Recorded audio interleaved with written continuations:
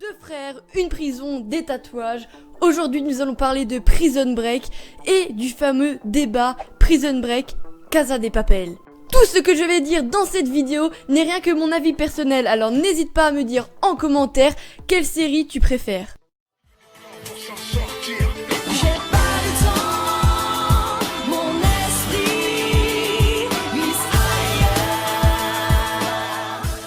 Pour commencer, la Casa de Papel a été un petit peu beaucoup inspirée de Prison Break. Dans chacune de ces deux séries, il y a deux génies, bien évidemment le fameux Michael Scofield et le professeur. Il y a forcément leurs rivaux Alexander Mahone et Alicia Sierra. Il faut aussi noter que tout au long de la série Prison Break, Michael aime faire des origamis pour faire passer des messages à Sarah, à Link ou encore à d'autres personnes. Et qui est-ce qui aime faire des origamis aussi dans la Casa de Papel? C'est forcément le professeur.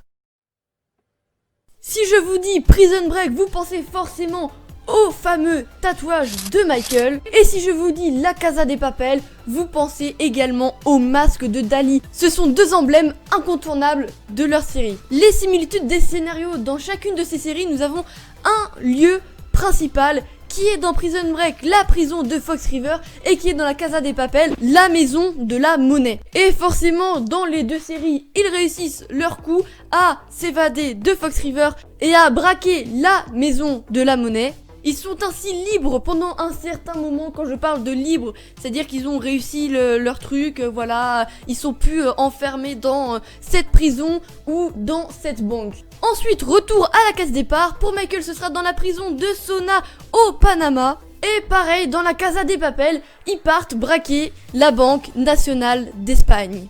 Et dernière information, dans la Casa de Papel, lorsqu'ils braquent la banque, ils sont 8. Et quand ils s'évadent de Fox River dans Prison Break, ils sont également 8.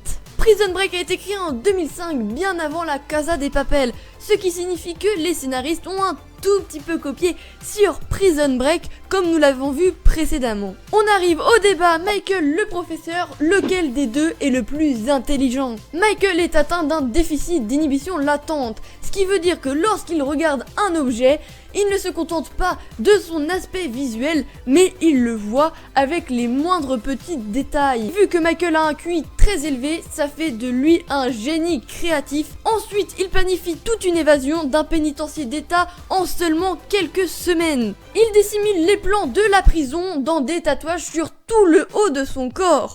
Et surtout, il se retrouve confronté face à des dilemmes importants et difficiles auxquels il doit faire face très rapidement. C'est au tour du professeur. Pour moi, c'est simplement un gars intelligent en fait qui a mis 5 ans à planifier un braquage de banque. Bon, ok, c'est la fabrique nationale de la monnaie et du timbre. Mais bon, le gars il fait ça en 5 ans quand même. Ensuite, Michael prend beaucoup plus de risques que le professeur car il va lui-même en prison alors que le professeur ne fait même pas le braquage lui-même et compose une équipe. Dans ces deux séries, nos deux personnages principaux ont un frère.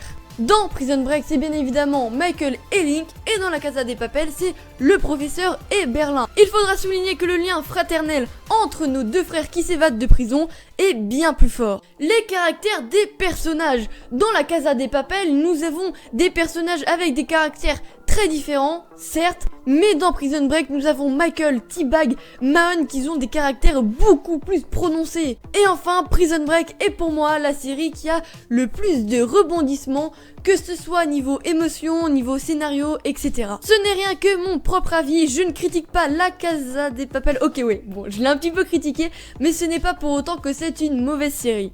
N'hésitez pas à me donner vos avis dans les commentaires et on se retrouve bientôt pour une nouvelle vidéo sur Prison Break.